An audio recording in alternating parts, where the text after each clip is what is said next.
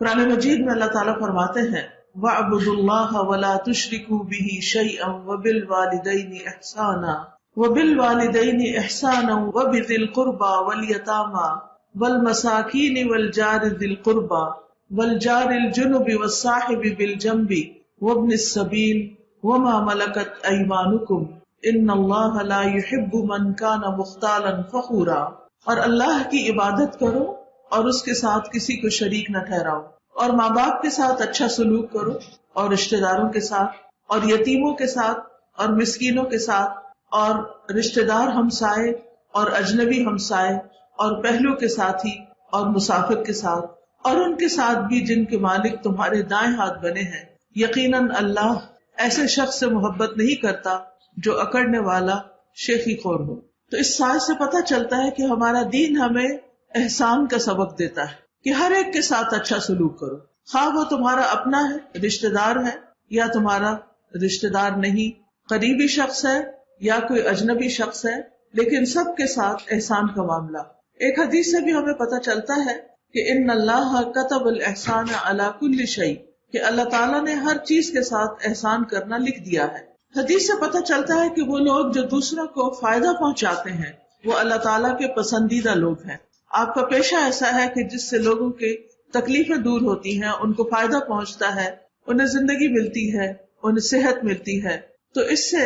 بڑھ کر کسی کے لیے کوئی کتنا فائدہ مند ہو سکتا ہے کہ جب کوئی شخص دکھ، تکلیف اور پریشانی میں مبتلا ہو تو کوئی ہو جو اس کی مدد کرے اپنے علم، ہنر اور سکلز کے ساتھ۔ ابن عمر کہتے ہیں کہ ایک آدمی نبی صلی اللہ علیہ وسلم کے پاس آیا اور کہا، اے اللہ کے رسول، کون سے لوگ اللہ کو زیادہ پیارے ہیں اور کون سے اعمال اللہ تعالیٰ کو زیادہ پسندیدہ ہے؟ تو رسول اللہ صلی اللہ علیہ وسلم نے فرمایا، وہ لوگ اللہ تعالیٰ کو زیادہ محبوب ہیں جو دوسرے لوگوں کے لیے سب سے زیادہ فائدے کے ہوں، یعنی جو سب سے زیادہ فائدہ پہنچائے وہ سب سے زیادہ اللہ کا پیارا ہے۔ اور اللہ کے نزدیک سب سے پسندیدہ اعمال یہ ہے کسی مسلمان کو خوش کرنا، کسی کی تکلیف کو دور کر دینا، کسی کا قرضہ ادا کر دینا یا اس کی بھوک دور کر دینا، اور جو اپنے بھائی کے ساتھ اس کی ضرورت پوری کرنے کے لیے چلا، یعنی اس کی مشکل میں اس کے ساتھ گیا وہاں تک جہاں اس کی ضرورت پوری ہو، یہاں تک کہ اسے پورا کر دیا، تو اللہ تعالیٰ اس کو اس دن ثابت قدم رکھے گا جس دن قدم ڈگمگا جائیں گے۔ تو اس سے بھی آپ اندازہ لگائیں کہ انسان جو کچھ اس دنیا میں کرتا ہے کسی کے ساتھ، وہی چیز وہ کل آخرت میں اپنے ساتھ ہوتی دیکھے گا۔ تو جو شخص دوسروں کے ساتھ خیر اور بھلائی اور احسان کا معاملہ کرتا ہے وہ اپنے کل ہی کے لیے سب کچھ کما رہا ہے، اور جو کسی کے لیے گڑھا کھودتا ہے وہ خود اس میں گرتا ہے۔ دوسروں کی خدمت کرنا ہمارے نبی صلی اللہ علیہ وسلم کی سنت ہے۔ آپ صلی اللہ علیہ وسلم کمزور مسلمانوں کے پاس جاتے، ان سے ملاقات کرتے، ان کے بیماروں کی بیمار پرسی کرتے۔ حالانکہ آپ خود کوئی ڈاکٹر نہیں تھے، طبیب نہیں تھے، لیکن جب کوئی بیمار ہو جاتا تو اس کی کیئر کے لیے، اس کی عیادت کے لیے آپ خود تشریف لے جاتے اور ان کے جنازوں میں حاضر ہوتے۔ یاد رکھیے، لوگوں کی مدد کرنا ذاتی عبادت سے زیادہ افضل ہے۔ ایک یہ ہے کہ آپ بیٹھ کر تسبیح کریں یا نفل پڑھیں، یہ بھی اچھی بات ہے، بہت نیکی کا کام ہے، لیکن جب آپ کسی اور کی تکلیف دور کرتے ہیں، کسی اور کی مدد کرتے ہیں، کسی کی خدمت کرتے ہیں، تو یہ اس سے بھی زیادہ افضل کام ہے۔ رسول اللہ صلی اللہ علیہ وسلم نے فرمایا، مجھے اپنے کسی بھائی کی ضرورت پوری کرنے کے لیے اس کے ساتھ چلنا اس مسجد یعنی مسجد نبوی میں 1 ماہ کے اعتکاف سے زیادہ محبوب ہے۔ یعنی پورا مہینہ میں اعتکاف کروں، اس سے زیادہ افضل یہ کام ہے کہ میں کسی کی مدد کے لیے اس کے ساتھ چلوں۔ نبی صلی اللہ علیہ وسلم نے فرمایا، مومن کو خوش کرنا، اس کا قرض ادا کرنا، اس کی ضرورت پوری کرنا، اس سے کسی مصیبت کو دور کرنا افضل ترین اعمال میں سے ہے۔ جو شخص دوسرے کی تکلیفیں دور کرتا ہے اللہ اس کے لیے کافی ہو جاتا ہے، یعنی اللہ اس کے کام بنا دیتا ہے۔ ابو ہریرہ کہتے ہیں کہ رسول اللہ صلی اللہ علیہ وسلم نے فرمایا، جس آدمی نے کسی مومن کی دنیا کی مصیبتوں میں سے کسی مصیبت کو دور کیا، یعنی اس پر کوئی پریشانی آ گئی، کوئی بیماری آ گئی، کوئی دکھ آ گیا، اللہ تعالیٰ قیامت کے دن کی مصیبتوں میں سے کسی مصیبت کو اس سے دور کر دے گا۔ وہ دن جو بڑی مصیبتوں کا دن ہے، اس کے بدلے میں اس کی وہاں کی مصیبت دور کر دی جائے گی۔ اور جس نے کسی تنگ دست پر آسانی کی، اللہ اس پر دنیا میں اور آخرت میں آسانی کرے گا۔ اور جس نے کسی مسلمان کی پردہ پوشی کی یعنی اس کا عیب ڈھانک دیا، اللہ دنیا اور آخرت میں اس کی پردہ پوشی کرے گا۔ اسی طرح دوسروں کے کام آنے والوں کے لیے اللہ کی مدد آتی ہے۔ رسول اللہ صلی اللہ علیہ وسلم نے فرمایا، واللہ فی عون العبد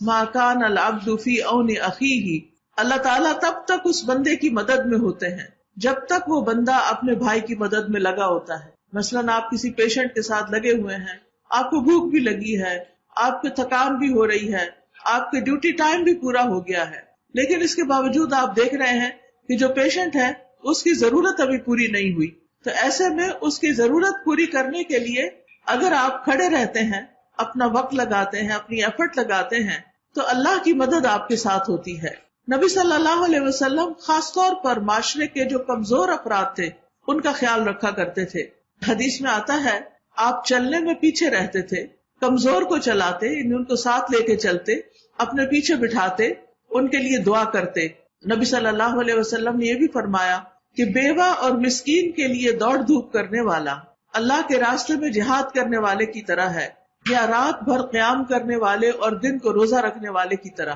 یعنی اگر کوئی شخص کسی مجبور اور بے کس بے سہارا انسان کی مدد کرتا ہے تو وہ ایسے ہے گویا ساری رات اس نے عبادت کی ہے، ساری رات اس نے نفل پڑھے ہیں اور دن کو روزہ بھی رکھا ہے۔ اگر یہ دو کام کوئی کرتا ہے تو ہم سمجھتے ہیں کہ وہ بہت ہی نیک انسان ہے اور بہت ہی اعلیٰ درجے کا متقی، عبادت گزار اور پارسا انسان ہے۔ لیکن اگر کسی شخص کے سامنے کوئی مجبور انسان ہے، وہ اس کی مدد کرتا ہے تو وہ اس سے بھی آگے نکل جاتا ہے، کیونکہ جو عبادت کرتا ہے وہ تو صرف اپنی ذات کو فائدہ دے رہا ہوتا ہے، لیکن جو دوسرے کی مدد کرتا ہے وہ اوروں کی تکلیف بھی دور کرتا ہے اور ساتھ اس کا یہ تکلیف دور کرنا عبادت شمار ہوتا ہے۔ پھر یاد رکھیے کہ لوگوں کی مدد کرنے کے لیے، لوگوں کے ساتھ نیکی کرنے کے لیے مختلف طریقے ہوتے ہیں، یعنی صرف ایک ہی طریقہ نہیں ہوتا، انسان ہر طریقے سے فائدہ اٹھا سکتا ہے، ہر چیز کو اپرچونٹی سمجھتے ہوئے اپنے لیے کام کر سکتا ہے۔ مثلا رسول اللہ صلی اللہ علیہ وسلم نے فرمایا ہر اچھا کام صدقہ ہے۔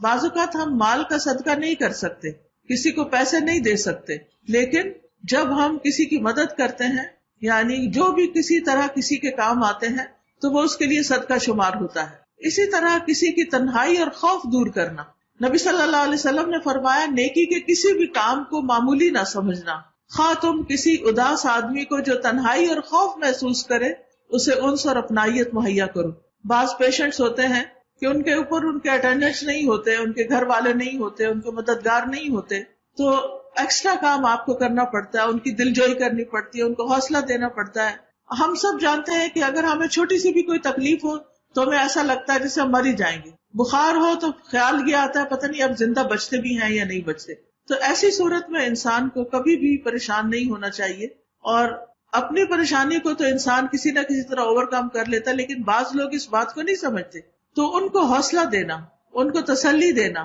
چاہے بیماری کتنی بھی خطرناک کیوں نہ ہو، مریض کے اندر سے امید نہیں ختم ہونی چاہیے۔ اور ہم دیکھتے ہیں کہ بعض اوقات مریض جو ہے وہ موت کے منہ سے واپس آ جاتے ہیں، اگر ان کی زندگی ہوتی ہے تو وہ دوبارہ صحیح سلامت ہو کے دنیا میں کام کاج کرنے کے قابل ہو جاتے ہیں۔ تو اس لیے ان کی تسلی کرانا، اور اگر پریشان کن بات بھی ہو تو ان کے سامنے نہ کرنا، یہ بھی بہت بڑی نیکی ہے۔ اسی طرح لوگوں سے انس کرنا، ان کو کمفرٹیبل کرنا، یہ بڑا ضروری ہے۔ مثلاً اگر کوئی ڈاکٹر ہے تو مریض کو ہاتھ لگاتے ہوئے پیار سے ہاتھ لگائے، اگر ہاتھ ٹھنڈے ہیں تو پہلے سے بتا دے کہ میرے ہاتھ ٹھنڈے ہیں، یا اگر کہیں اس کا ایگزامینیشن کرنے میں کوئی تھوڑی سی پین انوالوڈ ہے یا کوئی بھی تکلیف، تو اس کو باتوں میں لگا کے اس کی تکلیف کم کر دینا، اور اس کو کہنا نہیں تھوڑی سی دیر کی بات ہے، اسے حوصلہ دینا، تسلی دینا، یہ بھی بہت بڑی نیکی کی بات ہے۔ نبی صلی اللہ علیہ وسلم نے فرمایا کسی نیکی کو حقیر نہ سمجھو، اگرچہ کسی کو ایک رسی ہی دے دو۔ بعض اوقات ساتھ والا کوئی کام کر رہا ہوتا ہے اور اس کو پین ختم ہو جاتا ہے، اس کی کوئی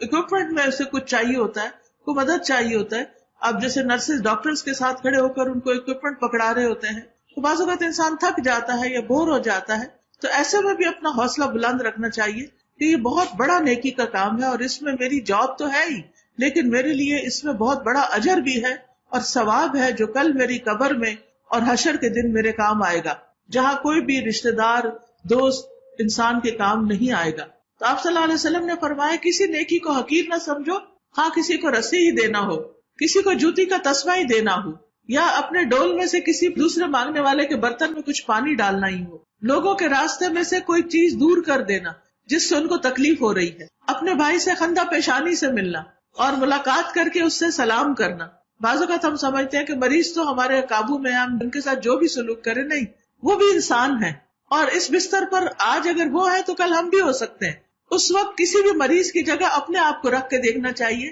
کہ اگر میں یہاں ہوں تو میں کیا ایکسپیکٹ کروں کہ ڈاکٹر میرے ساتھ کیا کرے، وہی سلوک اس کے ساتھ کرنا چاہیے. اگر ہم ایک نرس ہے تو ہمیں یہ دیکھنا چاہیے کہ اگر میں اس بستر پر ہوں، کیونکہ کسی بھی انسان کو بیمار ہوتے، پریشان ہوتے دیر نہیں لگتی، تو اگر کوئی اور اس جگہ پر ہے تو اس وقت دیکھنا چاہیے کہ اگر میں یہاں پر ہوں تو میں اپنے لیے کیا چاہوں گا. تو وہی سلوک پھر جو اپنے لیے ہم چاہتے ہیں وہ اس کے ساتھ کرنا چاہیے. مریضوں کے ساتھ اسمائل کر کے بات کرنا، ان کو سلام خود سے کرنا، ان کا حال پوچھنا. پھر فرمایا یا زمین میں اجنبی سمجھے جانے والوں سے انس و محبت کا مظاہرہ کرنا. یعنی کہ ظاہر نئے نئے پیشنٹس ہوتے ہیں، نئے نئے لوگ ہوتے ہیں تو ہم ان کو جانتے تو نہیں ہوتے. عموماً ہم جن لوگوں کو جانتے ہیں، جان پہچان ہے، محبت ہے، دوستی ہے، رشتہ داری ہے، تعلق داری ہے، ان کے ساتھ تو ہم اچھی طرح پیش آتے ہیں، ایکسٹرا کیئر کرتے ہیں ان کی. لیکن جو بیچارے اجنبی ہوتے ہیں ان کو ہم پوچھتے بھی نہیں. تو یہاں یہ بتایا جا رہا ہے کہ ان سے بھی ان سے محبت کا اظہار کرنا ہے.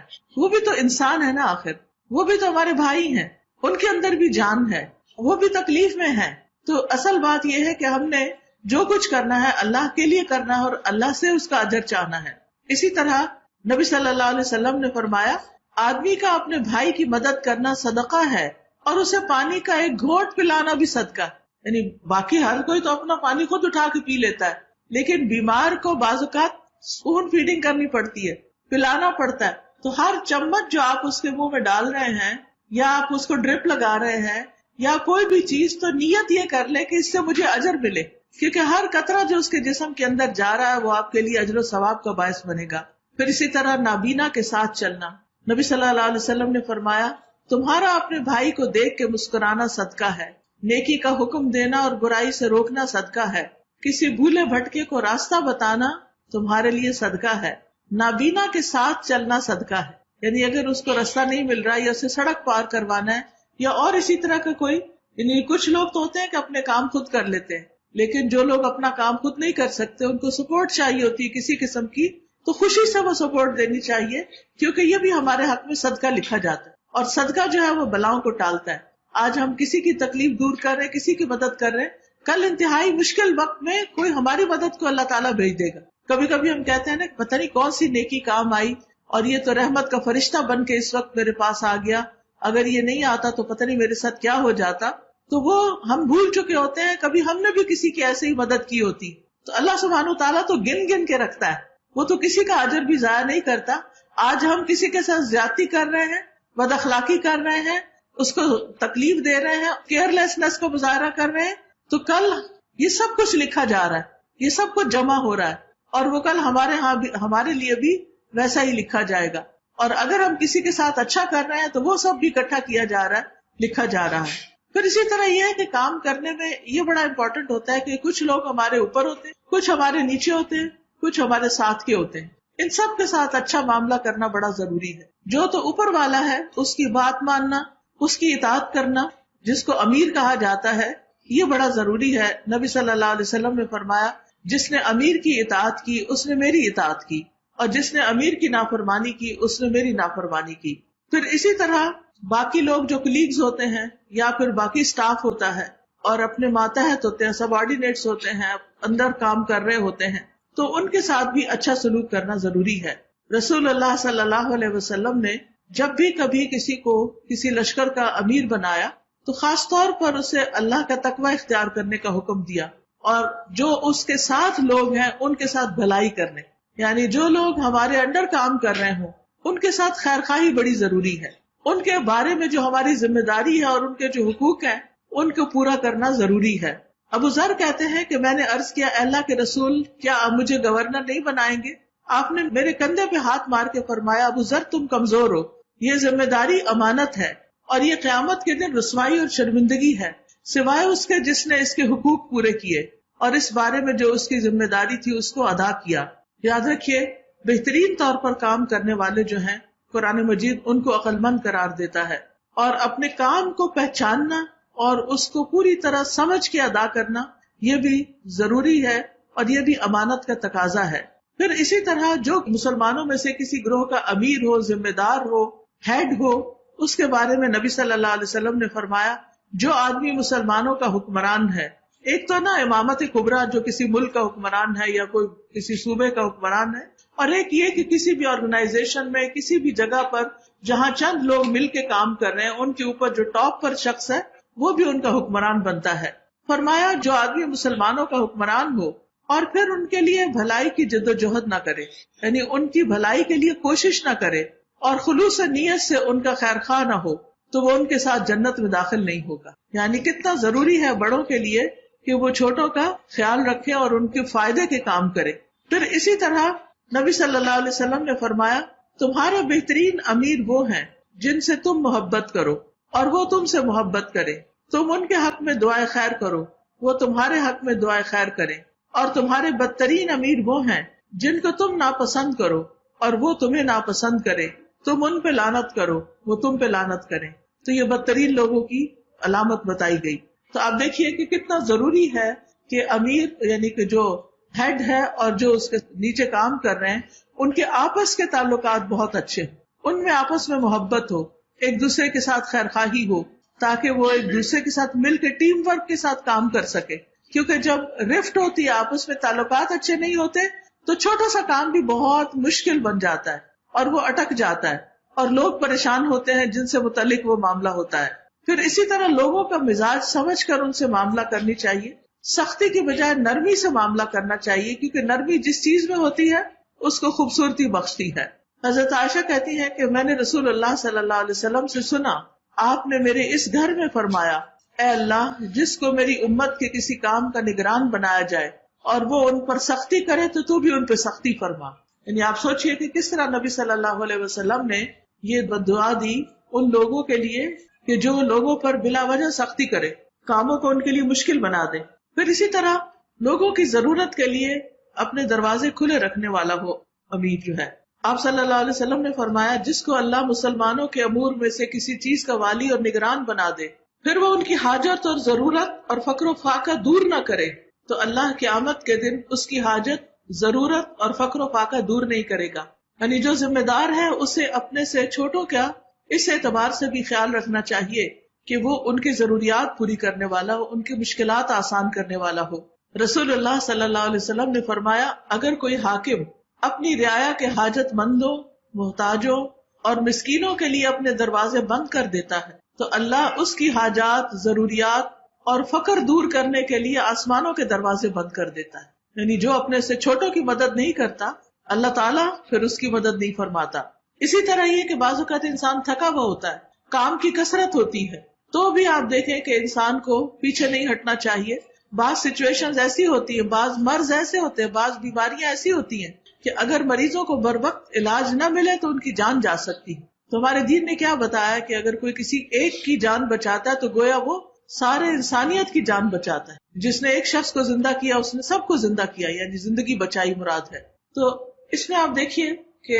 کچھ سچویشن بہت نازک ہوتی ہیں، کچھ کام ایسے ہوتے ہیں جن کو تھوڑا ڈیلے بھی کر لے تو کوئی بڑی بات نہیں، لیکن کچھ کام ایسے ہوتے ہیں کہ جن کو ڈیلے نہیں کیا جا سکتا۔ پھر اسی طرح اپنے سے چھوٹے یا اپنے ساتھ کام کرنے والے اپنے کولیگز کو پریشانی میں نہیں مبتلا کرنا چاہیے، ان کو ڈرانا نہیں چاہیے اور ان کو بلا وجہ خوف زدہ نہیں کرنا چاہیے۔ نبی صلی اللہ علیہ وسلم نے فرمایا خوش ہو جاؤ، سیدھے رہو اور قریب ہو جاؤ، یعنی لوگوں کے قریب رہو، ان کو اپنے قریب کرو۔ امیر کو اپنی رعایا کے ساتھ خیانت نہیں کرنی چاہیے، یعنی ان کو چیٹ نہیں کرنا چاہیے، ان کو دھوکہ نہیں دینا چاہیے۔ رسول اللہ صلی اللہ علیہ وسلم نے فرمایا جو شخص کسی رعایا کا نگہبان بنے پھر اسے دھوکہ دے تو وہ جہنم میں جائے گا۔ پھر لوگوں کی صلاحیتیں پہچان کر اس کے مطابق انہیں کام دینا چاہیے۔ ایسا نہیں کہ ایک شخص کسی خاص فیلڈ میں ایکسپرٹ ہو اور اس کو جھاڑو کے کام پہ لگا دیا جائے یا کسی گیٹ پہ کھڑا کر دیا جائے، نہیں، جو جس چیز کا اہل ہو اس کو اس کے مطابق کام اور ذمہ داری دینی چاہیے۔ پھر اسی طرح بعض اوقات ٹیم کے اندر آپس میں رفٹ ہو جاتی ہے، کوئی مشکلات پیدا ہو جاتی ہیں، تو اس کی وجہ یہ ہوتی ہے کہ کام کے اصول طے نہیں ہوتے، ڈوز اینڈ ڈونٹس نہیں پتا ہوتے، تو وہ بہت کلیئرلی کمیونیکیٹ کرنے کی ضرورت ہے کہ اس جگہ پر کام کرتے ہوئے کن کن چیزوں کا خیال رکھنا ہے، اور ہر ایک کو اپنی اپنی ذمہ داری پھر پوری پتہ ہو۔ نبی صلی اللہ علیہ وسلم نے ابو موسیٰ اور معاذ بن جبل کو یمن بھیجتے ہوئے فرمایا کہ خوشخبری دینا، نفرت نہیں پھیلانا، آسانی پیدا کرنا، مشکلات میں نہیں ڈالنا، ایک دوسرے کی بات ماننا، آپس میں اختلاف نہیں کرنا۔ چنانچہ ان دونوں میں سے ہر ایک کا خیمہ تھا جس میں وہ ایک دوسرے سے ملنے کے لیے آتے رہتے تھے، اور بہت اچھی طرح ایک دوسرے سے نباہ کیا۔ پھر اسی طرح اپنے نیچے کام کرنے والوں کے درمیان عدل کرنا، یہ نہیں کہ ایک کے اوپر بہت ذمہ داری ڈال دی۔ ہمارے آفس میں عام طور پر یہ ہوتا ہے کہ جو کام کرتا ہے اس کو کام ملتا ہی چلا جاتا ہے، اس کو چھٹی بھی نہیں ملتی، اور جو نہیں کرتا وہ نہیں کرتا۔ تو یہ کلچر نہیں ہونا چاہیے، سب پر ایکولی رسپانسبلٹیز ڈالنی چاہیے اور سب سے کام لینا چاہیے، سب کے ساتھ عدل کرنا چاہیے۔ پھر ان کو مشوروں میں شریک رکھنا چاہیے۔ جو ہیڈ اپنے کولیگز کو مشوروں میں شریک رکھتا ہے اس کے لیے بہت سے کام آسان ہو جاتے ہیں، وہ ان کاموں کو اون کر لیتا ہے، اور جو مشورہ نہیں کرتا وہ اکیلا رہ جاتا ہے۔ قرآن مجید میں اللہ تعالیٰ فرماتے ہیں وَأَمْرُهُمْ شُورَىٰ بَيْنَهُمْ، ان کے آپس کے معاملے مشورے سے طے پاتے ہیں۔ وَمِمَّا رَزَقْنَاهُمْ يُنْفِقُونَ، اور جو ہم نے ان کو رزق دیا اس میں سے وہ خرچ کرتے ہیں۔ پھر اسی طرح ماتحت کو ظلم سے بچنے کی تعلیم دینی چاہیے۔ نبی صلی اللہ علیہ وسلم نے معاذ بن جبل کو جب یمن بھیجا تو آپ نے انہیں ہدایت کی کہ مظلوم کی بد دعا سے بچتے رہنا، یعنی آپ سے متعلق جتنے بھی لوگ ہوتے ہیں، چاہے آپ کے اندر کام کر رہے ہیں، مثال کے طور پر آپ کسی اسکول میں کام کر رہے ہیں تو چاہے کوئی پیرنٹس ہیں یا ٹیچرز ہیں یا بچے ہیں یا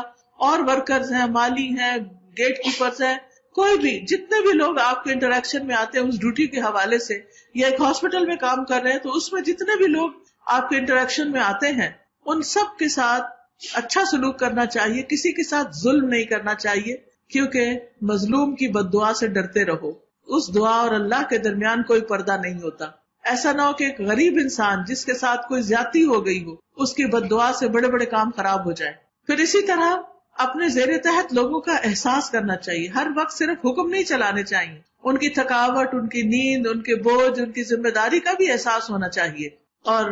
اس میں آپ دیکھیے کہ حضرت معاذ بن جبل جو تھے وہ لوگوں کو نماز پڑھاتے تھے، تو جب انہوں نے لمبی نماز پڑھائی تو نبی صلی اللہ علیہ وسلم نے ان کے ساتھ ناراضگی کا اظہار کیا اور فرمایا افتان انت یا معاذ، کیا تم لوگوں کو فتنے میں ڈالنے والے ہو؟ پھر اسی طرح یہ ہے کہ غصے میں آ کے غلط فیصلے نہیں کرنے چاہیے۔ ہم انسان ہیں، کمزور ہیں، کبھی کوئی غصہ دلا دیتا ہے، غصے میں آ بھی جاتے ہیں، تو ایسی صورت میں اس وقت کوئی ڈیسیژن نہیں لینا چاہیے۔ بعض اوقات